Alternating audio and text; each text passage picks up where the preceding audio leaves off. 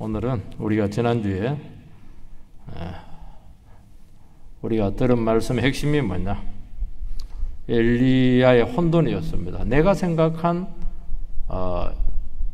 이렇게 돼야 된다고 하는 그림이 있었는데 하나님께서는 그 그림이 지금까지는 통했는데 이제는 그 그림을 바꿔야 된다는 겁니다. 지금까지는 엘리야의 사역이 바람이었어요. 그리고 지진이었습니다. 불이었습니다. 굉장했죠. 그런데 거기에 하나님이 안 계셨습니다. 네 번째, 하나님께서 세미한 음성을 허락하셨는데 거기 하나님께서 계셨습니다. 지금까지는 불처럼 바람처럼 지진처럼 큰 역사를 이뤘는데 그것도 기했죠. 그렇지만 그것으로는 결판이 나지 않는다. 세미한 음성, 인격적인 하나님의 살아있는 음성을 통해서 사람들을 변화시키고 나라를 근본적으로 바꿔야 된다. 그래서 지금까지 네가 해왔던 그 사역의 패턴을 바꿔야 된다. 이게 이제 하나님의 응답이었습니다. 그렇다면 논리적으로 하나님의 그림이 무엇입니까? 이 질문이 이제 나와야 되는데 이 질문이 여기서 구체적으로 나오고 있습니다. 엘리야의 고민이 뭐냐니까 갈멜산에서 큰 승리를 했고 또 북이스라엘의 아합 정권이 지금 막 흔들려야 되는데 하나님의 큰 승리는 큰 승리고 눈에 보이는 결과가 전혀 변화가 없는 겁니다. 이게 그를 그렇게 고통스럽게 했고 결과가 없는 게 아니고 훨씬 더 악화가 되었습니다. 아합 정권이 뭐 이렇게 힘이 빠지든지 하는데 뭐 더 건재하고 바알 우상은 여전히 그대로 있고 특히 이세벨은 뭐 지금 잔뜩 화가 나가지고 뭐 기세가 지금 등등한 겁니다. 엘리야는 여기서 큰 충격을 받습니다. 과연 하나님께서 이스라엘을 다스리고 계시는 것입니까? 하나님께서는 이스라엘을 포기한 것은 아닙니까? 하나님 살아 계십니까? 이게 이제 엘리야가 충격받은 내용이고 이게 이제 풀리지가 않는 겁니다. 2차 대전 때 아이슈비츠 수용소에서 감금되었던 유대인들이 제일 큰 의문점은 어차피 그들은 가스실에 죽어야 나가니까. 그런데 이제 새해가 되면은 많이 스스로 목숨을 끊기도 하고 자포자기해서 일 안 하면 가스실에 들어가는 거잖아요. 새해가 되면 막 많이 죽는다고 그래요. 왜 그러냐니까 이렇게 끔찍한 현실 가운데 하나님 정말 살아 계십니까? 1년 동안 잘 견뎠어요. 잘 견뎌 새로운 한 해가 딱 되니까 하나도 바뀐 게 없는 거예요. 낙담된 거죠. 하나님 과연 이 수용소 안에서도 하나님이 살아 있습니까? 이게 이제 안 풀리는 겁니다. 몇 년 전에 그 북한의 지하교회에서 영상을 통해서 기도하는 내용이 나와요. 얼굴은 이제 모자이크 처리했는데 그 기도가 뭐냐니까 굉장히 인상적이었어요. 하나님 언제까지 이 북녘 동포들을 방치하고 있습니까? 독재자를 언제까지 그대로 두겠습니까? 그 기도더라고요.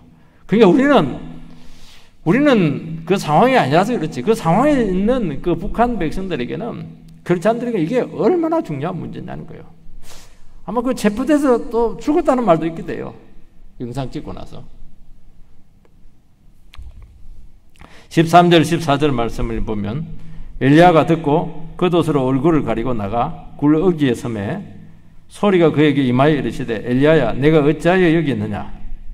그가 대답하되 내가 만군의 하나님 여호와께 열심히 유별하오니 이는 이스라엘 자손이 주의 언약을 버리고 주의 제단을 헐며 칼로 주의 선지자들을 죽였음이오며 오직 나만 남았거늘 그들이 내 생명을 찾아 빼앗으려 하나이다.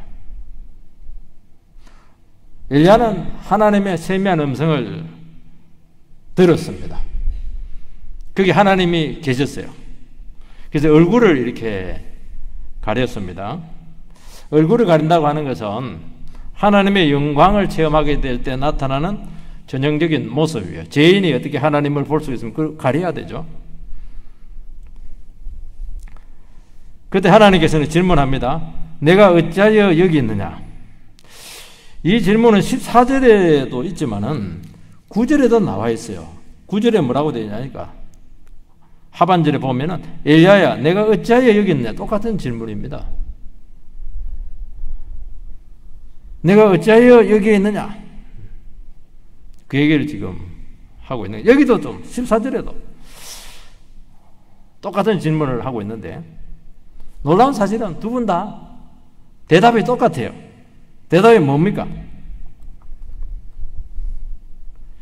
그 주님께서는 재차기 확인을 이렇게 하고 있는 것은 아직 엘리야의 상태가 회복이 되지 않았다는 것을 아셨습니다. 엘리야는 지금 전혀 조금 그래도 순동은 좀 지기도 했었어요. 일어서기는 했지만 여전히 근본적인 문제에 대해서 의문점이 지금 풀리지 않고 있는 것입니다. 엘리야의 대답이 뭡니까? 하나님, 나는 특별히 하나님을 위해서 헌신했습니다. 나보다 열심히 덕심한 사람 없습니다. 그런데 결과가 지금 뭡니까? 나아진 것은 없어요. 그리고 아무도 안 싸우고 내 혼자 싸우고 있습니다. 외로워요. 그래서 우리가 지난주에 살펴봤던 것처럼 엘리야의 고백은 맞는 것도 있고 틀리는 것도 있다. 그렇게 살펴봤죠. 그러니까 이 선지자의 현실 인식은 현 상황보다 훨씬 더 심각하다는 것을 알 수가 있습니다. 왜냐하니까 자기는 끝났다고 생각을 한 거예요. 끝났다고. 그래서 낙담하지 않을까. 진짜 끝나지 않았으면 낙담할 이유가 없거든요. 여러분, 우리가 오해가 있고 우리 현 상황에 대해서 여러 가지 의심이 되고 또 끝났다 이런 생각이 들 수도 있고 이렇게 할 때는 질문과 대답을 할 수밖에 없어요. 왜냐하면 이 부분에 대해서 이해가 되지 않으면 다음 단계를 추진할 수가 없습니다. 다음 페이지로 넘어갈 수가 없어요. 여기서 지금 막혀 있는 겁니다. 엘리야 선지자는 왜 이런 일이 생겼죠?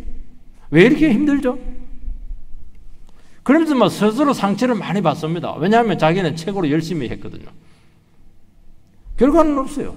상처뿐인 영광도 아니고 영광이라도 괜찮죠. 상처뿐인 아픔만 있는 것이죠.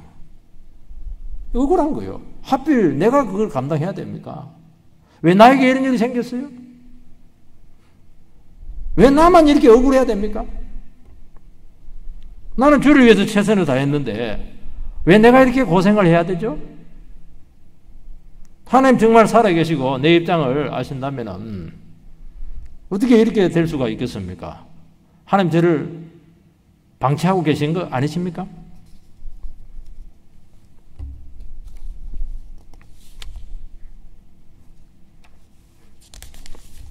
이런 문제라는 거예요. 근데 이제 놀라운 사실은 하나님께서 이런 주의 종, 성도들에게 반드시 찾아오셔서 그 문제를 끄집어내서 다루어 주신다는 것입니다. 그게 참 놀랍다는 거예요. 자기가 아무리 고민해봐야 답은 안 나와요. 자기가 아무리 연구해봐야 사람 붙잡고 얘기해봐야 답이 안 나와요. 하나님께 찾아오셔가지고 이 문제에 대해서 반드시 들추어내서 다루어 주셔야 된다는 것입니다.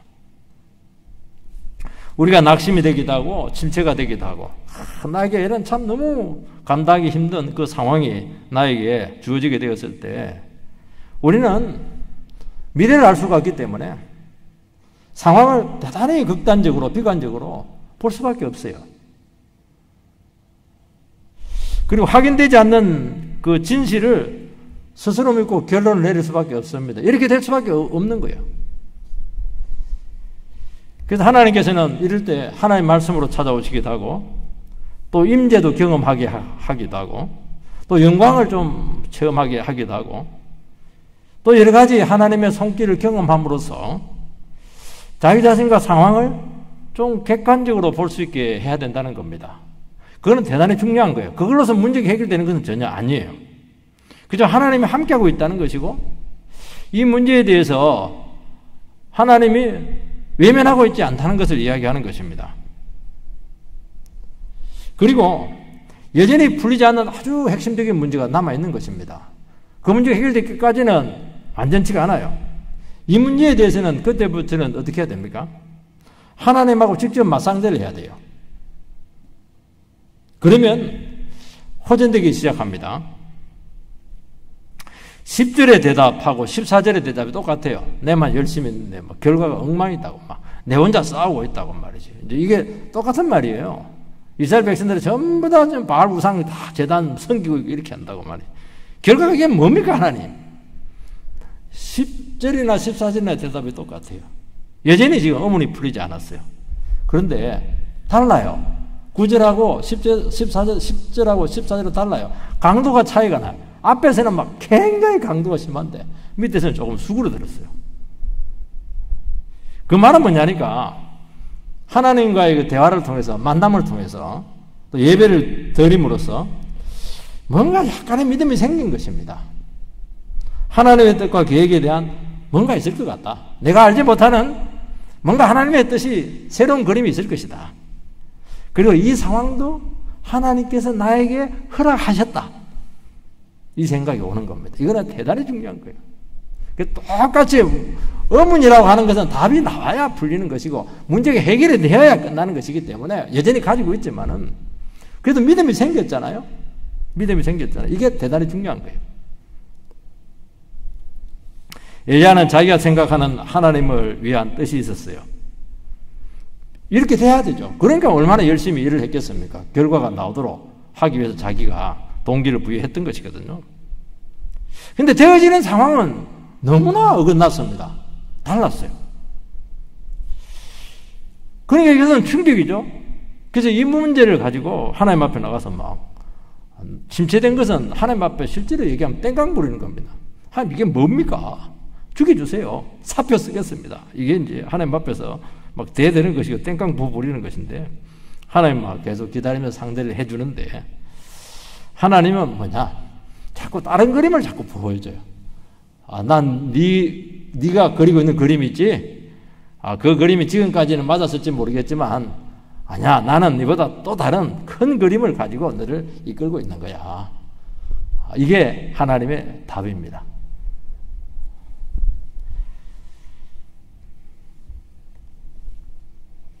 주의 종은 주의 뜻대로 살려고 합니다.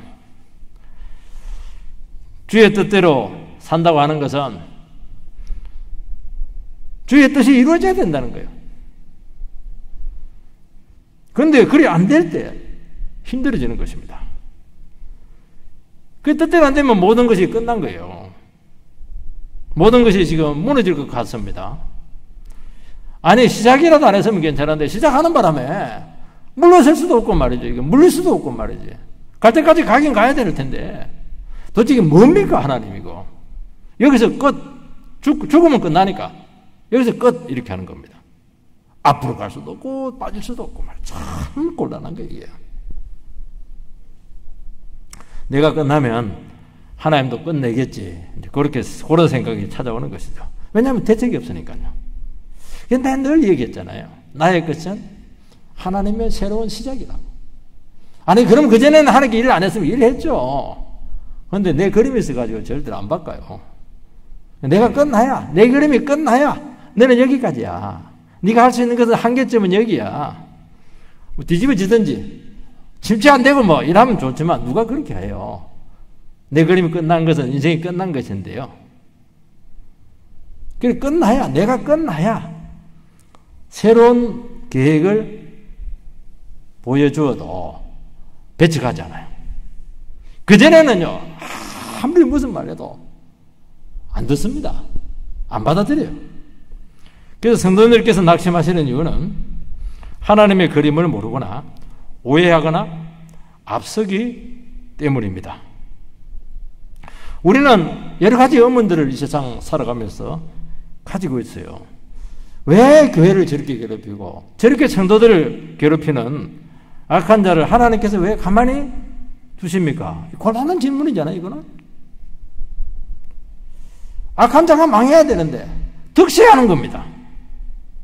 기세가 막 등등해요. 이세벨 저거 그냥 길 가다가 벼락 맞아 죽어야 되는데 뭐 그냥 왜 이세벨을 가만히 두십니까? 그리고 뭐 더 때깔 좋게 오래 사는 겁니다. 나는 막 병들어서 비실거리고 말이죠. 저 악질적인 상사 좀 처리해달라고 막 얼마나 오랫동안 기도했습니까? 저 인간 안 나가면 내가 나가겠다고 협박식 기도도 많이 했어요. 근데 그 상관이 성기 때 성기를 해요. 나는 밀려나버려요. 세상에 이런 꼴이 어디 있어요?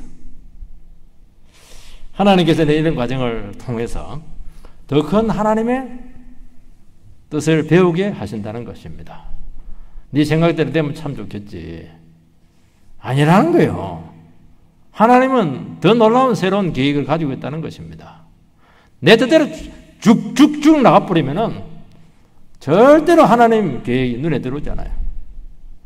그래서 내 계획이 막히고 생각지도 못한 변수에 의해서 뒤틀어지기도 하고 다 됐는데 그냥 막판에 그냥 뒤집어지고 이렇게 할 때 하나님 살아계십니까? 그렇게 할 게 아니고 하나님 또 새로운 다른 그림이 있구나. 나에 대한 다른 그림이 있구나. 우리 가정에 대한 다른 계획이 있구나. 꼭 그렇게 받으시기 바랍니다. 그거 못 받으면 병나요. 자살하려고 그러고 이렇게 해요. 근데 정말 하나님은 놀라우세요.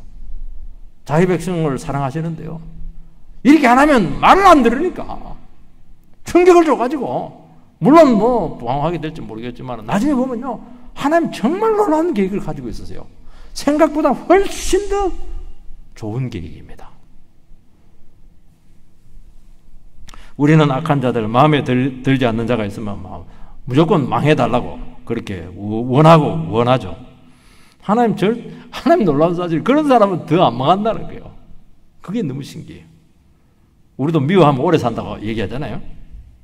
우리는 북한 악한 정권이 당장 어떻게 되기를 얼마나 지금 기도하고 있습니까?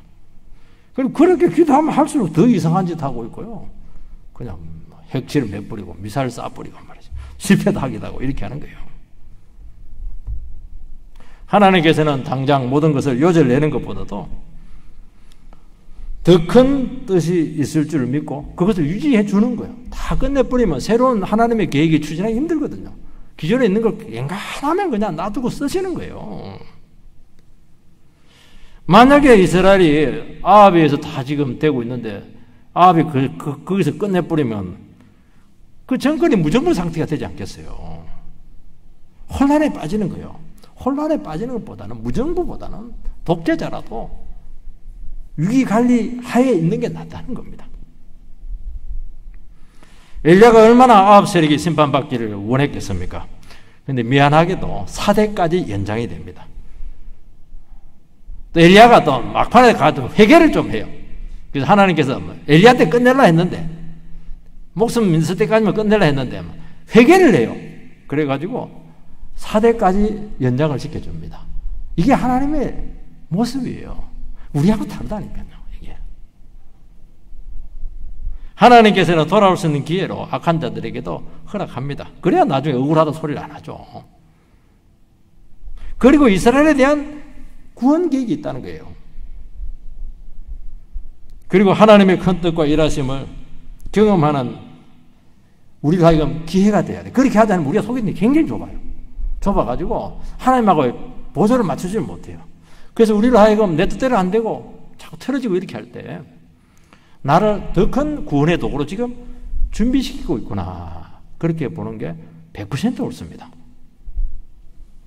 15절에서 17절 말씀을 읽어보면 여호와께서 그에게 이르시되 너는 내 길을 돌이켜 광야를 통하여 다메섹에 가서 이르거든 하사엘에게 기름을 부어 아람 왕이 되게 하고 너는 또 님시 아들 예후에게 기름을 부어 이스라엘의 왕이 되게 하고 또 아벨 모올라 사바세 아들 엘리사에게 기름을 부어 너를 대신하여 선지자가 되게 하라. 하사엘의 칼을 피하는 자를 예후가 죽일 것이요 예후의 칼을 피하는 자를 엘리사가 죽이리라. 이게 하나님의 딱 그림이에요. 오늘 이 그림이 딱 나왔어요. 하나님께서는 이제부터 너 불, 지진, 바람 그렇게 하지 말고 사람을 세워라. 이게 하나님의 엘리야를 통한 새로운 그 계획이고 그림이었어요. 너는 지금까지 한 사람이 혼자서 그냥 나라와 정권을 향해서 감당했는데 이제 고려하지 말고 사람을 세워서 사람을 통해서 함께 일하라는 겁니다. 하나님께서는 이스라엘에 대해서 두 가지 방식으로 이제부터 다루시겠다는 원칙을 그들에게 엘리야에게 가르쳐 줍니다. 하나는 하사엘과 예후를 통해서 심판을 하겠다는 거예요. 또 하나는 너의 후계자 엘리사 선지자를 세워서 말씀의 방식을 통해서 다스리겠다는 겁니다. 두 가지 시스템으로 지금 움직이겠다는 거예요. 하사엘은 외부적인 몽둥이잖아요. 예후는 악악 가문을 척결하는 내부적인 몽둥이에요. 심판의 도구거든요. 특징이 하나가 있어요. 굉장히 잔인해. 싹쓸이에요. 완전히 피를 흘려버려요. 잔인해요. 이게 뭐냐니까 하나님께서 세우신 내부적인 몽둥이, 외부적인 몽둥이에요. 근데 하나님께서는 또 한 방법을 택하는데 인류 역사상, 북이스라엘 역사상 가장 강력한 모세 이후로 최고로 강력한 말씀의 종을 허락합니다. 이 말씀의 종은 말씀만 있는 게 아니에요. 다윗도 말씀도 있었거든요. 강력한 말씀의 종이었는데 기적은 없었잖아요. 그런데 이 엘리사는 기적과 함께 말씀이 강력하게 역사한 아주 능력의 종이었어요. 엘리야는 기적만 많았거든요. 전무후무한 거의 예수님을 방불할 정도의 능력의 종을 딱 붙여놓습니다. 강력한 외부의 몽둥이, 내부의 몽둥이 딱 장착해놓고 또 하나 구원의 도구, 강력한 능력의 종 선지자를 딱 보내주겠다는 겁니다. 하나님께서는 말씀과 심판의 몽둥이를 적절히 쓰셔서 나라를 다스리겠다는 겁니다. 그래서 심판 중에라도 두들겨 맞을지라도 말씀으로 돌아오면 구원하십니다. 그리고 그 고통 중에 심판 중에 있을지라도 회개하면 말씀을 듣고 회개하기만 하면은 예비된 몽둥이를 거두겠다는 거예요. 딱 숨겨놓고 있는 거예요, 지금. 오늘 우리 사회는 안팎으로 지금 몽둥이가 지금 곳곳에 예비되어 있습니다. 우리 외부 한반도처럼, 우리 남한처럼 외부에 강력한 몽둥이 어디 있어요? 중국이 쉽습니까? 러시아가 쉬워요? 일본이 쉬워요? 북한은 이거는 아예 그냥 이거 버전에도 없는 거예요. 세상에 이런 게 어디 있어? 같은 민족인데 우리는 대한민국 대단하다 그렇게 한대요. 우리는 그 소리 못 해요. 북한 사람들은 그 우리나라 백성 아니에요? 세상에 이렇게 잔인한 데가 어디 있어요? 우리는 고개 숙일 수밖에 없는 거예요. 세계 강대국은 다 모아놨어요. 내부적으로는 온전합니까? 나라와 사회를 좀먹고 망치는 암적인 세력들이 곳곳에 압력을 하고 있고 침투 안 한 데가 없어요. 교회도 지금 침투하는데 교회만 좀 남아가지고 좀 나아요, 지금. 지금 코로나19 팬데믹 상황이 지속되고 있는데 너무너무 오래 고통을 주고 있어요, 지금. 하나님께서는 이 백성이 교만하다는 것이고 교회와 성도님들이 말씀을 버리고 세속화되면은 그래도 코로나는 오래되긴 했지만은 센 건 아니에요. 맛보기입니다. 그거. 맛보기 몽둥이거든요. 그러면 순차적으로 하나씩 몽둥이를 끄집어내겠다는 거예요. 여기서 끄집어내고 안에서 끄집어내고 뒤에서 끄집어내고 이래고 때리겠다는 겁니다. 하나님께서는 이스라엘을 그대로 두셨어요. 악악 가문을 그대로 두셨습니다. 기회를 주신 것입니다. 하나님은 당장 끝내는 그런 분이 절대로 아니세요, 여러분들. 그걸 꼭 기억을 해야 돼요. 우리는 미운 사람 당장 끝내고 싶은데 절대로 그렇게 하지 마세요. 하나님이 끝내야죠. 무슨 일이 있을지 알게 뭐예요. 하나님께서 역사하시면 다 될 수 있는 것인데. 하나님은 은혜롭고 죄인이 망하는 것 절대로 원하지 않습니다. 자비로우세요. 그래서 하나님께서는 어떻게 했냐? 세 가지 칼을 딱 줬는데도 불구하고 가장 우선적으로 최강의 말씀의 종을 세워서 그걸 제일 1착으로 합니다. 1착으로. 우리는 그냥 예후 세우고 하사엘 세워서 하고 싶은데 아니에요. 한참 뒤에 나타나요. 여러분, 말씀의 종이 함께하지 않으면 하나님께서는 이스라엘이 그 몽둥이 찜질을 견디지 못한다는 것을 아셨습니다. 엘리사가 나중에 하사엘과 예후에게 기름을 붓습니다. 하나님께서 엘리야에게 분명히 하사엘에게 기름을 부어라. 그 다음에 예후에게 기름을 부어라. 그리고 엘리사에게 기름을 부어라 했는데 엘리야는 하사엘하고 예후에게 기름을 붓지 않아요. 딱 하나만 합니다. 엘리사만 후계자로 딱 세워요. 그것도 정식 후계 세우지 않고 따라오게 합니다. 죽을 때 선지자로 세워집니다. 그러니까 하나님께서는 이 몽둥이가 등장하는 걸 원치 않다는 거예요. 이거. 예를 엘리사가 나중에 하사엘에게 기름을 붓습니다. 아람에게 가서 기름 붓는데 얼마나 괴로워합니까? 눈에 막 눈물을 쫙 흘리잖아요. 저놈이 안 오면 이스라엘을 철타잡기로 때릴 텐데 막 그렇게 괴로워하는 거예요. 그거 원했겠어요? 근데 이제 때가 된 거예요. 말씀을 그렇게 증거했는데도 불구하고 이스라엘 백성들이 하나도 안 바뀌는 거예요. 한계죠. 하나님께서는 할 수만 있으면 심판의 몽둥이가 등장하는 것을 결코 원치 않습니다. 여기 보면 하사엘의 칼을 피하는 자를 예후가 죽이고 예후의 칼을 피하는 자를 엘리사가 죽이리라. 우리는 하사엘의 칼, 하사엘의 몽둥이잖아요. 예후의 칼, 이것은 이해가 되는데 엘리사의 칼을, 이게 좀 어색한 거예요. 엘리사의 말씀이라면 되는데 엘리사의 칼로 심판하겠다는 거예요. 그 말은 뭐냐니까 하사엘의 몽둥이하고 예후의 몽둥이로 때려도 해결하지 않으면 마지막 카드가 하나가 있는데 그 엘리사의 칼입니다. 엘리사의 칼로 심판하겠다는 거예요. 그 말은 뭐냐니까 하나님께서 직접 손대겠다는 겁니다. 하나님께서 손대면 어떻게 됩니까? 소돔과 고모라처럼 끝나는 거예요. 완전한 심판이에요, 그거는. 근데 참 다행스럽게도 엘리사를 통해서 오는 심판은 오지 않았어요. 하사엘은 등장을 했고 예후는 등장했는데 하나님께서는 손 안 댔습니다. 이것은 끝까지 쓰지 않고 유보하고 있어요. 지금 예수님 오면 끝나잖아요, 우리. 그렇지만 하나님께서는 지금까지 안 왔어요. 그거는 기회예요. 은혜를 연장시키는 거예요, 지금. 하나님께서는 우리나라에 많은 기회를 주었습니다. 유례가 없는 부흥을 주셨습니다. 우리는 너무나 잘 살게 되었고 교회도 많이 생겼고 부흥되었습니다. 동시에 너무 많이 세속화가 되었고 우상을 섬기게 되었고 죄짓고 있고 말씀에서 벗어났습니다. 그러면 어떻게 해야 돼요? 몽둥이찜질을 해야 되는데 더 번영을 하게 되었다는 것입니다. 이것은 꼭 기뻐서 주신 것이 아니고 하나님께서 은혜의 기간을 연장을 시킨 거예요. 기회라는 겁니다. 그건. 하나님께서 기뻐해가지고 축복받을 만하기 때문에 주신 것으로 착각하면 안 된다는 것입니다. 그 증거가 무엇입니까? 전 세계적인 코로나19 팬데믹 상황 가운데서 다른 미국 같은 데는 그러지 않아요. 미국 같은 데는 뭐 종교의 자유 반 이렇게 해가지고도 연방헌법에서 막 그냥 뒤집어 버리고 이래가지고 왜 종교의 자유를 제한하냐 이렇게 해가지고 막 그냥 그에다 맡겼는데 우리나라는 안 그래요. 딱 그 애를 찍어가지고 완전히 그 타겟가 돼버렸어요, 이게.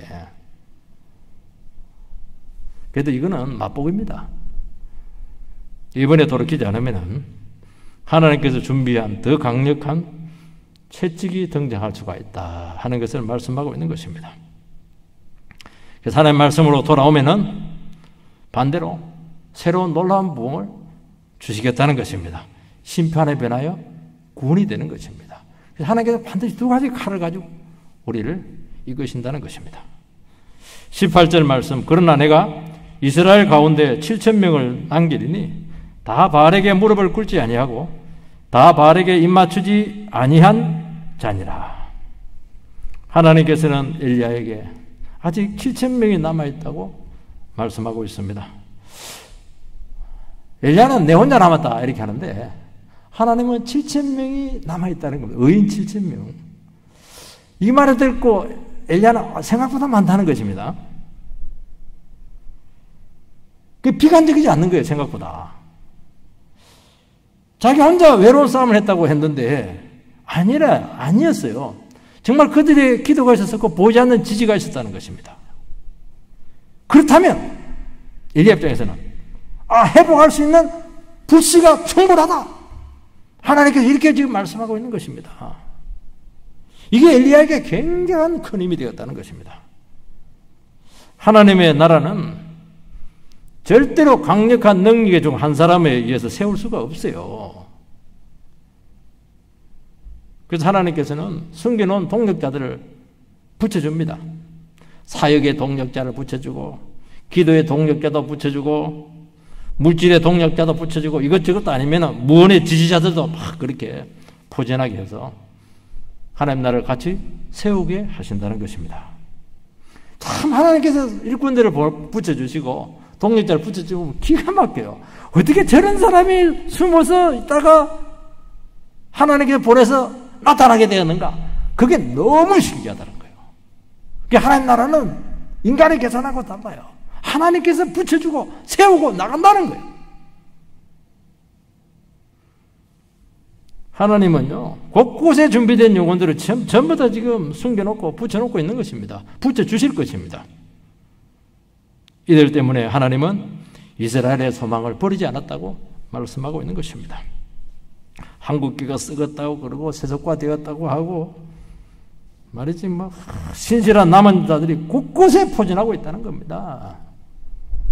진짜 말씀의 종이 나타나기만 하면 얼마든지 모든 것을 다 버리고 그 나라와 그거를 위해서 헌신할 준비된 영혼들이 많다는 겁니다.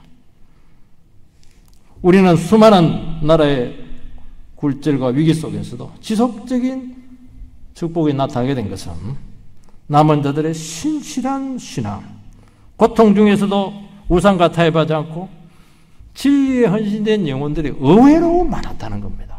찾아보면 굉장히 많아요. 하나님 어떻게 포기할 수가 있겠습니까? 하나님께서는 소돔과 고모라 의인 10명이 없어서 심판했는데 의인 10명만 있으면 되잖아요.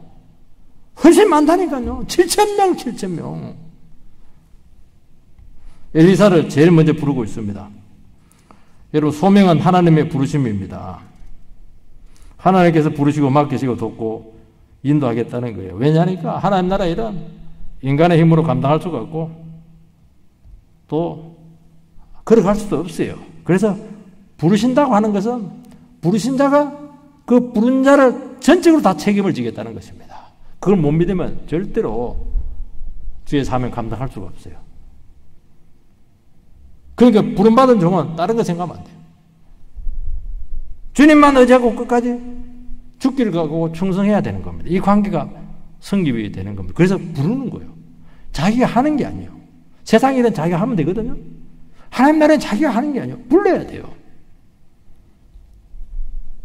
나를 찍어 불러야 돼요. 부른다고 하는 것은 100% 책임지겠다는 거예요. 나는 능력도 없는데요. 네 능력으로 하냐? 내가 능력 주고 있다는 거예요. 난 설교도 못하는데요. 네 말주변을 하냐? 내가 말씀 주면 된다는 거예요. 나는 기도의 능력이 없는데요. 네 입으로 기도하냐? 내가 응답 주면 되는 거 아니냐는 거예요. 엘리야는 겉옷을 걷어 던집니다. 겉옷은 성직에 대한 헌신 의식이죠. 목사 가운의 임과 똑같아요. 그 순간 구별된 사명자가 되는 거예요. 그러면 자기 삶 없어져야 되고 세상 계획 다 버려야 되고 내가 하고 싶은 일 절대로 못합니다. 내가 가고 싶은 곳 절대로 못 가는 거예요. 그 시키는 일만 하는 겁니다. 엘리사가 밭을 갈고 있을 때 불렀어요. 길 가다가 밭을 갈고 있었는데 우연이 아니고 찾아간 겁니다. 섭리죠. 하면서 섭리. 참 예수님이 제자들 부를 때도 그렇고요. 제자들 부를 때 보면 고기 잡고 있을 때, 세리마태는 세관원에서 막 그냥 세금 계산하고 있을 때, 전부 다 열심히 일할 때 부르세요. 이것도 저는 의미가 있다고 저는 생각을 합니다.